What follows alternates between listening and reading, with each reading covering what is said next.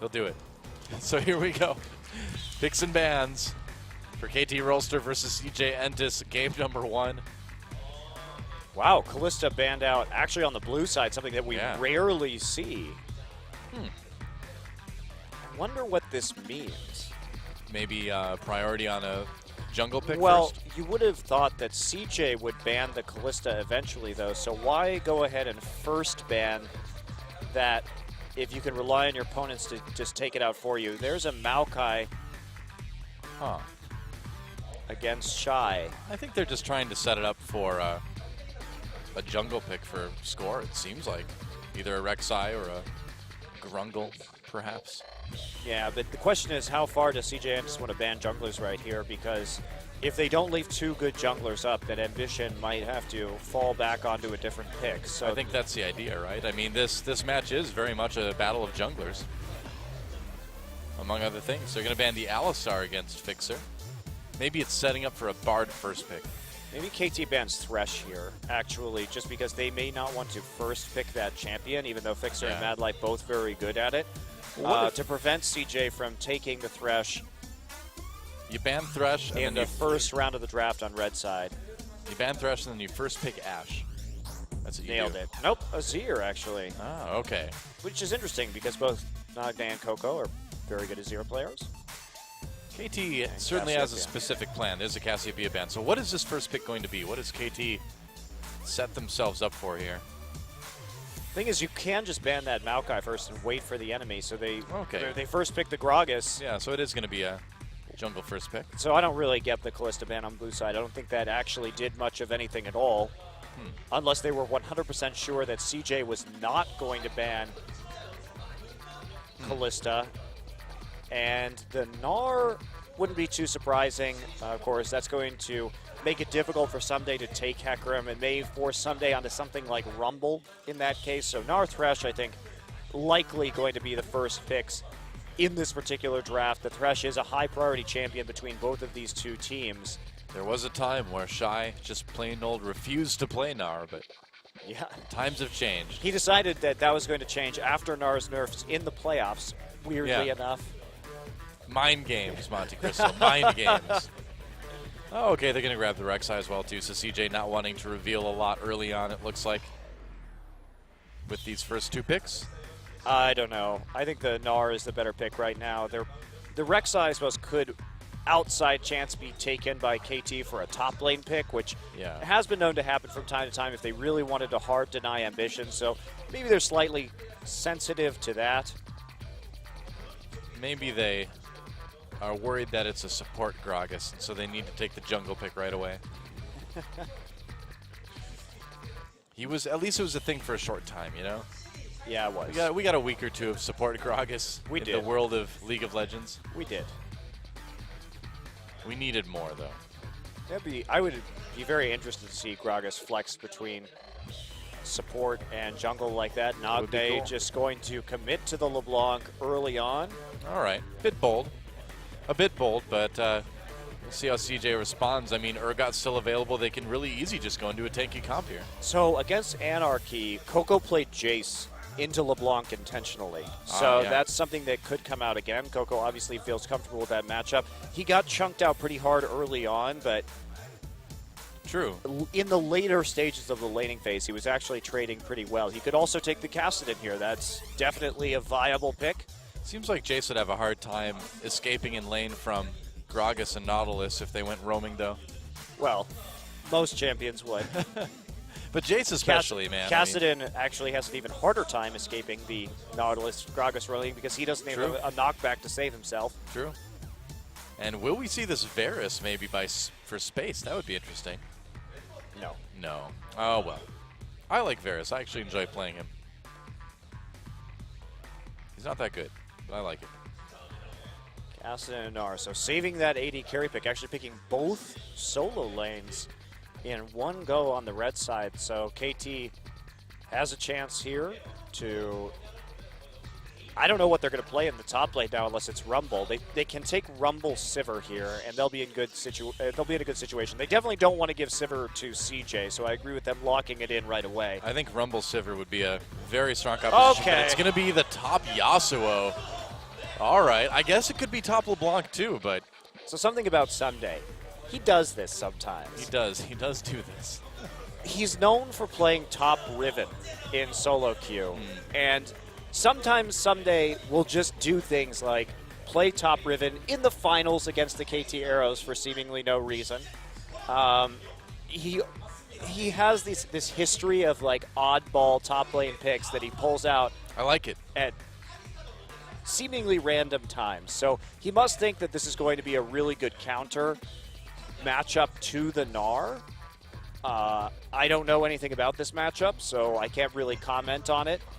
I think it would be difficult to stop what the Gnar is throwing at you, especially if he all-ins you in the Mega Gnar form with the Yasuo. Yeah. Maybe you can bully him out early on. And if this, I love the gets- Urgot pick here because it's one less target for the Yasuo to go after once you get that Frozen Heart. And you could just ult the Yasuo too. And Yasuo is so squishy right now that you could just kill him. So that may force Yasuo into getting a QSS, which is really not what you want to do on that champion. So Yeah. I don't know about this. I think it's going to be really hard for Yasuo to get any sort of meaningful damage done onto CJ. yeah, this composition is extraordinarily difficult for Yasuo. So unless they get a massive early lead, but hearkening back to the match that Jinier played last week, GBM had really good Yasuo roams, moving into the side lanes, picking up kills. He got pretty fed in the early game, and even with that advantage, he did almost nothing in the late game. And they kind of won in spite of him as opposed to him really helping, even though he did have good Yasuo play. There are a lot less roaming opportunities for a top lane Yasuo as well, too. Well, so at least you have teleport, so you Yeah. have that going for you. But you don't have that many knockups right here. You're relying on Nautilus and Gragas, really. I'm very curious to see how this works. In the late game, KT has to play pick, but killing anybody on CJ will be really difficult. Yep, certainly seems that way. So KT Rolster having their work cut out for them. An interesting composition coming into game number 1. And we'll see if they can get the ball rolling and get some sort of lead onto CJ and prevent that pretty terrifying late game scaling from this tanky composition. And it is time, guys. KT Rolster, CJ Entis. It's the main event of day number 1 of week 2 of Champions Summer. It's time. Let's get in the game.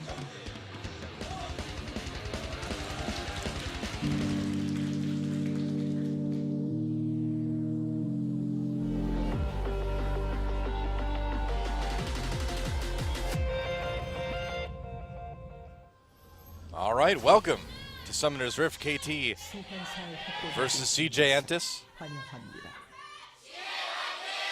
The fan clubs are out in force for our second match of the day. And Nagne, both the solo lanes for KT, and for a bit of a hard time. Lots of roaming capability from both of our mid laners, so this could be pretty dynamic in terms of teleport play. Early on, and there is Score jiggling pleasantly for us. Thank you. Thank you, Score.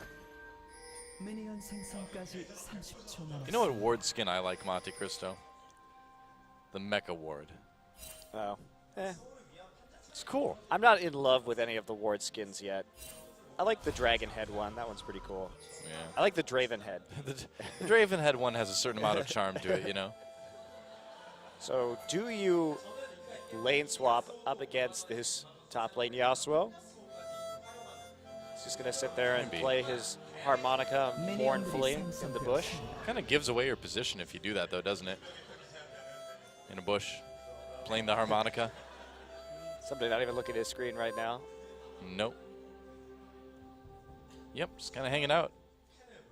He's all tabbed. So here's the lane swap coming in from CJ. And they are going to see Fixer on the bottom side, so they will know they have successfully engineered the lane swap in this situation as Fixer goes to freeze the minion wave. So how does a Yasuo do in a lane swap? This is Not well, I a would question imagine. for the ages, I suppose. He's going to go ahead and do the wolf camp. Can he complete this easily? I'm not. He's already almost out of mana, and he will soon be out of life. Yeah, can he? Okay, he did. He got level 2. Well, All right. he has a shield, so that will Yeah. help him at least complete some of these camps. Oh, look at this. Ambition get very low. Fixer with a early jungle invade. Wow. Even pops at Ignite. Fixer could have forced a flash there too. I think so. If he had wanted to. He's trying to just delay as much as possible. Harder to do that with Rek'Sai, but Ambition starting on the jungle on the weak side, even though they initiated the lane swap. You have to be so careful about that because it's really easy for... Someday and score right here. Ambition in trouble. And first blood goes to Someday. Wow, well, that works. So greedy in terms of jungle pathing from Ambition right there. They were the ones who initiated the lane swap, yet he starts Gromp on the weak side. Shy is in lane. Shy is pushed up. Shy can't help him. And Nautilus is one of the best champions at level 1 to disrupt the jungler. He's really tanky. He has that stun on his passive, so it's ridiculously hard to deal with him. And he has a really low cooldown on his E, so he could just stand there and spam that on top of you. So great reaction from KT, but Ambition continuing to try and get that weak side jungle down. And you got to just give that up at that point and concede it to the enemy team. Wow, and it looks like KT's going to be able to take a dragon from this as well, too. I guess it's hard to have a CJ game without Ambition giving up first blood, no matter what role he's in, you know? Just like old times. But KT with a pretty massive early lead, actually.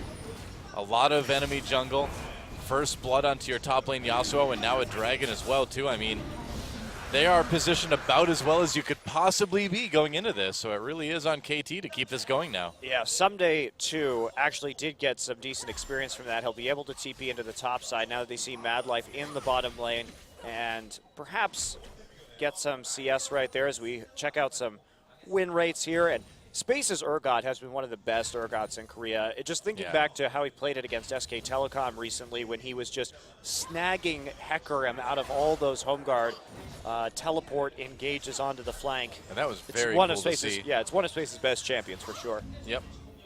As we can see with that impressive 80% win rate. But KT also is a team that when they started their rise towards the end of spring, they did it with Sivir. Sivir was such a priority to their hard engage style of composition where they really dove you heavily in the mid game. You know, Yasuo fits with that too. You know, you can dive in just the same as you can with a lot of other top lane champs. So KT, you know, sticking with what works just in a little bit of an unorthodox way.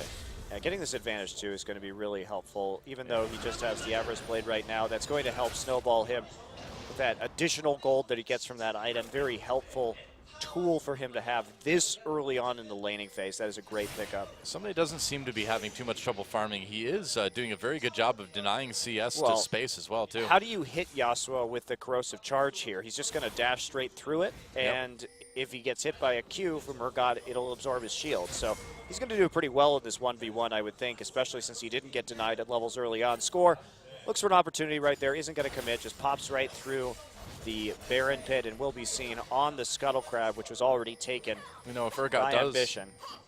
I mean, if Urgot does lock onto you too, you just throw up the wind wall and then you kind of negate the whole point of it. So it's a good counter in that 1v1. All right, Madlife lurking in the tri-brush. Arrow intelligently moving away from the possibility of any death sentences.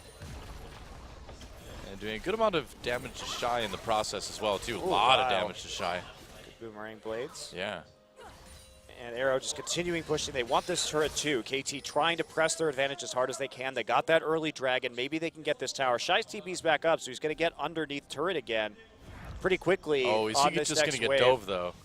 Well, he's almost Mega Gnar. They know he's there now, but he has no ult at level 5, so they're just going to deny him off the turret.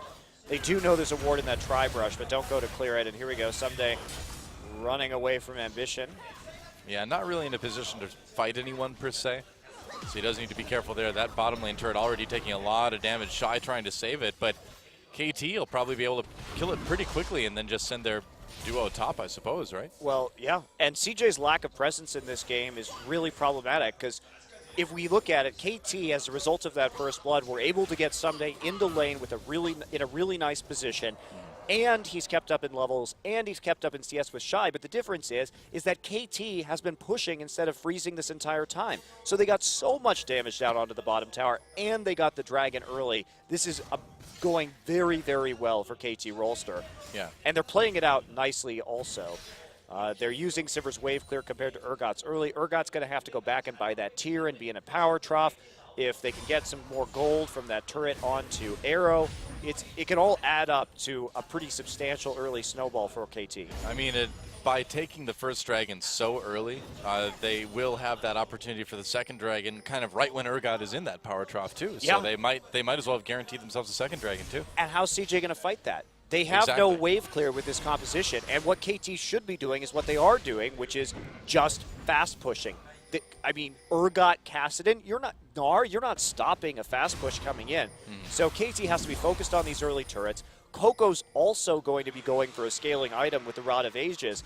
There's, just in terms of power spikes, KT's going to have a huge advantage at the next dragon fight someday now. Just getting a deep ward in. Yep. Certainly having no issues with CSing at all. A little bit ahead of Shy. And everyone's there to just kind of protect Coco. Flay onto Someday there. He's trying to set up that ult onto Coco with the tornado, but back off for the moment at least. Not going to dive the turret or do anything too hasty at this point in time. But there you go, Coco trying to deal with some of these minion waves in the mid lane, and it's like Someday just wants to head back to the top side. They're going to have TP advantage for this next fight as well. Right. I mean, there's no reason why Someday needs to go and hunt for kills right now. He's got that nice lead. He can just sort of hold his own turret, keep that pushed up as much as he can, I suppose. Dragon up in less than a minute, though. Yeah, but KT, again, you know, that teleport advantage just means so much right now. Yeah, it's going to be a very small timing window. So if CJ can delay it for another 30 seconds, about looks like, then maybe that TP will come back up and they'll be able to actually contest it. But again, no Rod of Ages yet. Tier pickaxe compared to BF Sword. This is not really a battle that CJ's equipped to fight at this stage of the game unless they really catch somebody out. Now, it looked like Someday was trying to wait for Meganar to end to go in onto Shy there and maybe chunk him out enough to give it an easy dragon. Does a little bit of damage. He went in maybe a bit too early before Meganar ended. Not opting to use that ult just yet. No, he needs to save it for the the dragon fight, right now. Yeah. He successfully did a lot of damage to Shy, though. Yeah, hits him with the tornado in the end, and he can just back off right now, threaten the teleport. Tons of wards already set up for KT. Got vision absolutely everywhere. Scuttle Crab in favor of CJ, but that's all the information they have. Ambition also topside. They're just going to have to give this one up. Well, Mad Life in space, they want to try to stop it as much as they can. Sivralt activated. They managed to grab space. Can he get to the lantern in time? It's close, but it doesn't look like... Oh, he gets it out. Wow, but there's Someday right there. He TP'd down, pushed against the wall, though, by Mad Life with that Flay. Someday still gets the kill with the tornado, though. Big ultimate from Shy, but nobody there to follow it up. Coco comes down a little bit late. They can turn onto him easily. Coco goes in, manages to pick up the kill on to score, and now here comes Ambition. A bit of a long, protracted fight, but KT coming out on top after taking that dragon. Yeah. Oh, no, they didn't take the dragon. No, they didn't get the dragon. They just started it and turned immediately with the Sivir once CJ came in, and they just need to keep rolling with these kills. So they get a couple in favor of just one, and they'll be able to fight again. Short cooldowns on their ultimates, remember. Explosive cast and last breath, very, very short in terms of cooldowns. So they can just continue fighting over and over and over again at that objective. As we take a look at this here, Space actually gets the position reverser, flashes.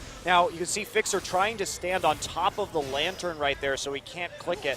And nice then, tornado. Yeah, the tornado sets up the kill right there, and he gets the ult. That was a beautiful play from Someday, but they were all actually way too close to the wall right there. So Shy managing to get an ult off that hits 4 people. That was a bit of a positional error, but Someday, man, what a great tornado. No kidding. The accuracy to hit something like that during a fight is pretty impressive. You're in the middle of being CC'd by a bunch of people. Someday going Giant's Belt. Wow, okay. Huh.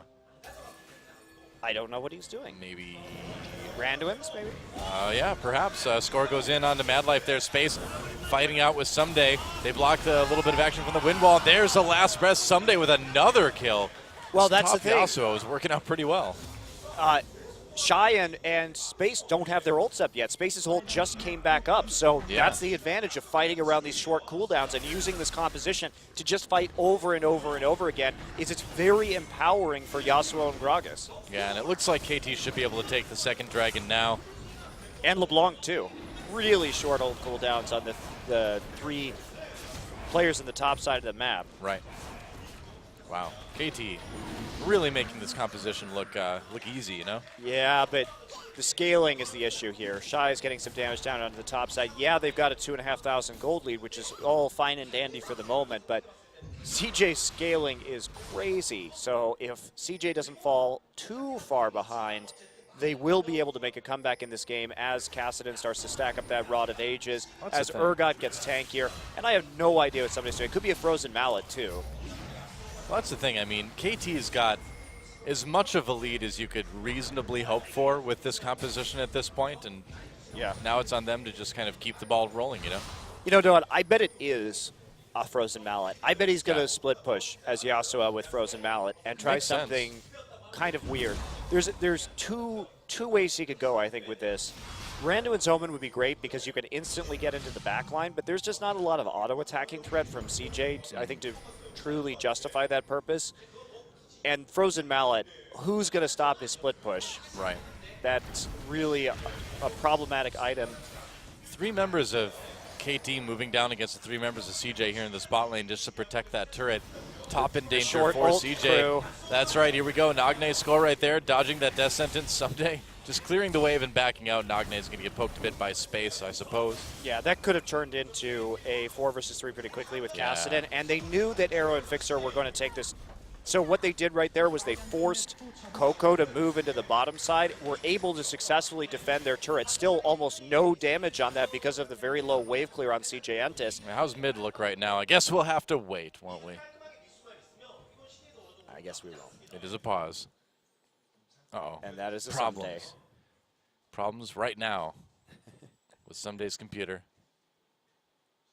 Is Someday wearing those frames without lenses in them? Oh. Is he guilty of that, Doa? You know what I like to do, because it's really popular here in Korea to wear those frames, the frames without lenses, is when I'm talking to the person, I just slowly reach up, hook my finger through one of them, and slowly pull them off their face.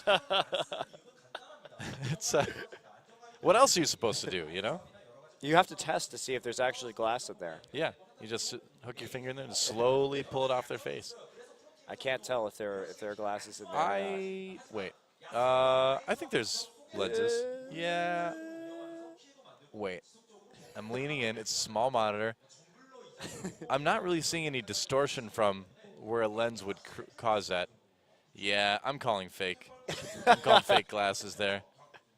Fake glasses. So Yep. it's also Even the weakest prescription would distort the eye line on the side of the face. I'm not seeing it. Oh, new keyboard. Serious business. That one's retired. retired to the floor. Yep, that's right. I'm looking to replace my mouse pretty soon. The poor thing. It's been Did you kill it, Doa? it's been used vigorously for years, and it's starting like the left click is freaking out. Where if I like hold it down, it like double clicks really fast. That's what I want my tombstone to say. Used vigorously. Lived a long life, used vigorously. Just take it as you will. A mystery for the History Channel of the future. Well, or for whatever channel does history, because it won't be the History Channel. Who knows? What They they're don't even doing do history anymore. now. Yeah. Like Pawn Stars is history. No, it's not history. Yeah, you find old stuff They at a pawn realized shop, but still, guys. that Pawn Stars reality TV was actually even cheaper to produce than just taking historical documentaries and having them voice over. I mean, how cheap can it? It must be very cheap just to take pictures of World War II and then have It's a way voiceover cheaper. over the top. Dude, if you think about it, doing a reality show, you need to shoot like on location stuff. You need to pay all those extras, all that crew. You need to pay your talent, right? Because even though it's real life, you're still paying to be in it. Whereas with the History Channel stuff, real history would be less expensive. But the difference is to get actual real history people involved, you'd have to pay professionals That's instead true. of idiots. They're more So, expensive, I've heard. Professionals are generally more expensive than idiots. And you do have to pay licensing for all those historical photographs, which can't be inexpensive. All right, maybe Pawn Stars is the way to go after all, you know? All right. Sure. Why not? Glad we could solve History Channel's That's right. business model here during this break. Yeah. Don't they have like that ancient alien show or something like that? I have How no is clue. How's that history? Because it's something that hasn't even happened yet. The only time I ever watch the History Channel or What? see what's on it is when I have DirecTV in one of my plane flights because I don't really? I haven't had actual cable TV for 10 years. Me neither. So Who needs it? Internet, guys. Internet's the way to go. I know I'm kind of preaching the choir here, but yeah. Well, we're back. We filled another pause. Good for us. Doing good. Doing good work tonight. Sunday's doing good work on this Yasuo as well. for now, it's looking a lot like that GBM game where GBM did really well early and then Yasuo's flaws became very apparent as the game went on. But you know what, Doa? It's a different build this time. So it is indeed. My, Ult on to hello. Coco. Can he get to the Lantern? Oh, nice pulling in. Oh, he doesn't make it out. Oh, the auto attack followed him all the way Yep. through the Lantern. And KT Wow. going Nice for catch. their all-in style right now. Great warding in the top side, so they knew they were safe. No one coming in from behind as they catch out the Kassadin. Kassadin with no flash. Well, it's still working. Still working. Someday is split pushing now. He's got to have quite a bit of money towards that frozen mallet at this point.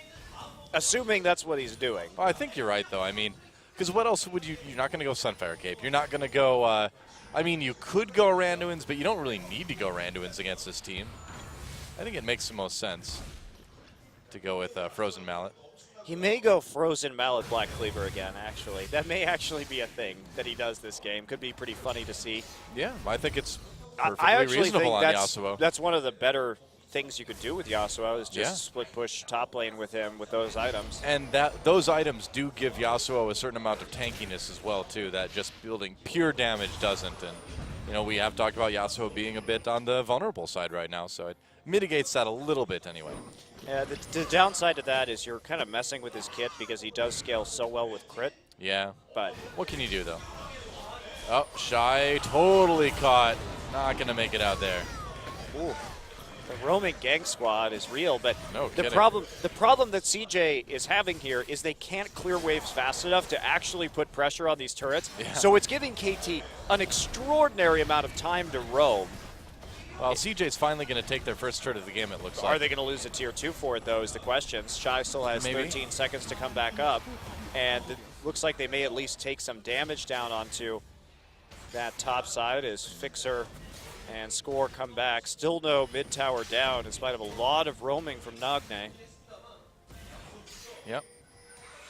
And actually, BF Sword picked up by Sunday now. And looks like he's almost going for IE. So just a Giant's Belt for some extra HP and then into Infinity Edge for Someday. Why not? So he is going for the big damage ult All right. onto the back line, so not split pushing.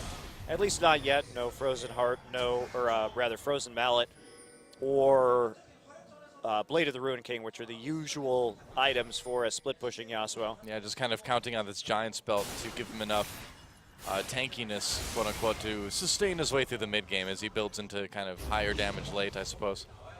And we did talk a lot about Yasuo's problem staying alive because Yeah. he could just get blown up so quickly that having an additional 400 and change HP does make pretty nice difference. I like this build because you've got the crit early on from the static shiv, and then once you move into kind of those crucial mid-game fights, you've got a little bit of extra health to sustain your way through it. So, seems like a pretty good build. See how it works. So far, so good. Dragon up in 45. Looks like they're going to get the Rift Scuttler as well. And we'll be seeing many more wards this dragon Yeah. compared to the last one from CJ. Both top laners with their TPs up. Taking a look at that. And only one turret down so far from CJ. To be expected with their composition, though. You pick Kassadin or Urgot, you know you're going to lose your outer ring faster. That's pretty much a given. Yeah. Oh boy, oh, if that hook had hit, maybe CJ would have had a chance. Coco coming in from some damage onto Nagne. KT backing away, Ambition coming in, gets a knock-up only onto Fixer. Damage, nice ult onto Space, knocking up Shy in the process as well, too. Big explosive cast puts his Mad Life back in there. Someday gets into the back lines, but gets taken down very low. Still, they manage to pick up a kill onto Mad Life. And whoa, KT is very low right now, but some kills come in for Nagne, and KT able to barely clean up that fight. Nagne, see if there's they a can flash kill. Yep. distortion. Triple kill for Nagne. They're going to secure that dragon as well, it looks like. And we saw KT get so low there, but in the end, Yasuo and LeBlanc had just enough damage to make it work. And yeah, the Yasuo is working this game, but it's been so much more about KT punishing Ambition. If we think back to how this game played out, the punish that they got from Ambition's pathing and Ambition giving up that first blood, the fact that they were able to put so much pressure on the first tower because of it, thereby accelerating the tower game for themselves, the fact that they were able to get that first dragon so early and then fight repeatedly in CJ's power trough before we see the Muramana finished onto space, before this Rod of Ages really kicks into gear right here. So I think that if Someday had picked any top laner, we would be seeing a pretty strong performance. For me, it's much more about the way KT played this game, and they're not even going to go for the dragon now. I guess that's weird. Well, yeah, I thought they were going to take it right away, but they're going to give this one up to CJ. And yeah, that third dragon is actually important for them because they have to play around that potential fifth dragon stack, and they already had a nice gold lead coming in. So I would say for this particular team composition, better to try and snowball off the dragon than get that tier 2 in the mid lane right away, because you can always dive that later. Right. But very large gold lead now for KT. Yep.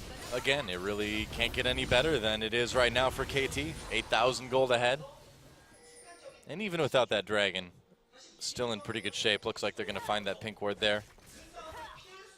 But KT, I really like how hard they punished Ambition's first blood. This is, it's not that big of a mistake from Ambition, but they did all the right things to maximize their benefit. Here we go.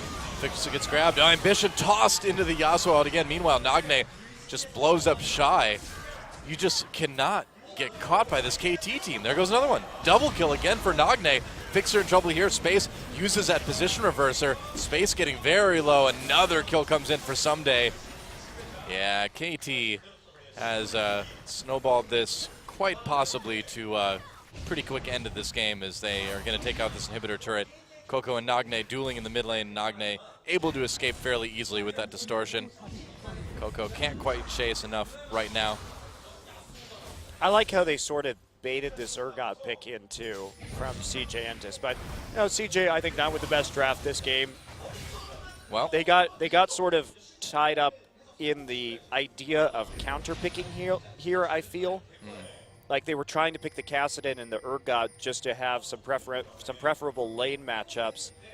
But they got overly greedy, and KT was able just to push so incredibly quickly. And here we go, Someday just going to move on through with that Infinity Edge now. Has Ninja Tabi completed as well. Not really sure why he has Ninja Tabi. I don't know. Doesn't want to get auto-attacked, I guess. He's worried about it. I think Merc Dreads would be better here. Oh, knock up on the Coco. Didn't quite get there for the last breath. Actually, the ult wasn't up yet. I'm trying to see. Yeah, it wasn't up. Oh, here we go. Mad Life trapped against the wall. Space in a lot of trouble, too. Can he get to the lantern? Uses a position reverser. Gets himself away from the lantern. Whoops. Oh, Space. Not the time you want to use that. Mad Life's like, no! And this could be a Baron for KT, couldn't it? It very well could. Well. Wow. Well. 16-2 in kills. This Yasuo doing quite well. And KT with this Baron now. I think Fixer has been so good this game. Yeah, definitely. They've all been very good this game, I think. I mean, look at Ambition. He's been part of 14 out of 16 kills. Really been active around the map, so just in general. I just think Fixer set up that play well. He knew the right way to roll him in onto Ambition to punish him for that mistake. And Fixer's ultimates on Nautilus have been really on point. He set up so many of the plays in this game and the engages as well. I'm impressed by his Nautilus play, considering that it's not something that we really associate with Fixer. Well, like we mentioned earlier, things really changed for KT once he came into the support role. CJ trying to make a bit of a pick right here, but a little bit too afraid. Ambition, dodges a body slam, gets out on the lantern. But yeah, I mean, Fixer's made such a big difference in general that it's not too surprising to see him expand his repertoire. I'm sad. It is Randuin's Omen. Oh well. Did go for that IE first, but I mean, it still works. Nice wind wall to block that. Ambition again caught. He's just not been in good position. There goes Mad Life immediately. Coco in a lot of trouble as well. Last breath on his Space, and Coco for a double kill. Coco tries to get away, but there's a kill for Nagne. Nagne has been such good cleanup. Looks like the turret is going to do what CJ hasn't been able to and finally kill Someday. But it took two turrets right there. KT just such an overwhelming advantage. And yeah. This is looking much more like the KT that we saw towards the end of last season. Just incredibly hard driving team that if you give them a lead like this, they will just continuously dive you and fight you and play out that lead quite well here. There's not really anything KT's been doing that's been overly risky. It's just been very punishing play. Right. And so 2 inhibitors taken down by KT now. They've still got that Baron buff. And CJ, I mean, CJ's 16,000 gold down at 24 minutes. There's just nothing you're going to do. KT would have to throw pretty hard to lose this one, but look at this. Again, Someday with the great Yasuo play. Yeah, and there it is. There's a knock-up right there, and then Score providing the other knock-up over the wall with the body slam. So that was actually just a really great setup from 2 different knock-ups for that last breath. Well, they know how to play with this top Yasuo, that's for sure. I really don't think top Yasuo was the biggest factor in this game. I mean, they're playing. I'm not saying that, but I'm saying they're doing it well. You know, they're playing into it well. True. Yeah, and we saw, just like we saw GBM play it well. Oh, Score, a little bit caught. Fixer comes in. Explosive cast teleport coming in for CJ as well, too. Arrow loading on some damage. Shy zoning, gets a stun onto Score here. Coco in the back line. Someday comes in a bit late here. Nagne joining the back of the fight as well, too. A kill for Shy comes in initially. KT finally grouping up onto the sort of fractured CJ, but they need to make a retreat here. Someday going in after Coco, turns onto Shy. Now Nagne, again, just doing such a good job cleaning up. Space finally gets caught here as a double kill for Nagne comes in. Might go for this triple. No, turning on to Shy. Yeah, you'll get that triple. There it goes. Oh, okay, there it is. Triple kill. Wow, another multi-kill for Nagne, and showing why people have been banning LeBlanc against him so frequently this year. Well, it's like if the first initial engage, if Someday doesn't kill them, Nagne does. And if Nagne doesn't kill them, Someday does. So either way, you've got these closers, you know? And Arrow is here to press R. That's right. Arrow makes everybody faster. Without him, they would walk slower. Looks like Someday's going for a GA at this point, which is a good buy on Yasuo in the late game for sure. Nearly a 20,000 gold lead now for KT. At 26 minutes. Yeah, this game's an absolute slaughter. But if I'm CJ, I don't worry too much. I think that you just are like, well, we screwed up our early game, and then because we screwed up our early game and we had no wave clear, the snowball came in even harder against us. You want to play Urgot and Casted, you have to make no mistakes. And so I don't think they're going to be that upset with this game. It's just the reality of the pick ban and how that first blood happened and the way that KT was able to snowball off of it. Right. That said, it's a really beautiful example of how to snowball off of a first blood. KT played it out incredibly well. Yeah, ult again. Nagne gets hooked. And KT trying to find someone. They ult onto Ambition. Fixer grabs that. Lantern again. Shy hopping over it. They want to save it for Ambition. Can he grab it? No. Arrow gets that kill. They're going to pull in Fixer with the death sentence. Put him in the box. Space coming in now. Will he find a position reverser target? Doesn't look like it. So they got the support. But Fixer had already used his ult. So doesn't matter too much at this point. Yeah, a bit overly greedy there from KT, but they have 2 inhibitors down. Obviously not a lot left to lose at this point, but the minion wave not even close to that turret, so there's no real follow-up on that kill whatsoever, especially with Baron still being 2 full minutes out. KT still has 5 times the kills that CJ does this game. It's a bit of a slaughter. It is indeed. Action-packed slaughter, which is the best kind for League of Legends. Well, you could take a job with the LPL then, Doa. Well, I mean, I wanted it to be logical action-packed slaughter. I'm just kidding. The LPL is very good for entertainment. I'm sorry. I'm sorry. The burns are real. No, I'm not meaning to fire these shots. It's just happening. Someday, just going to steal Tempest everywhere. Why not? He's got that flow.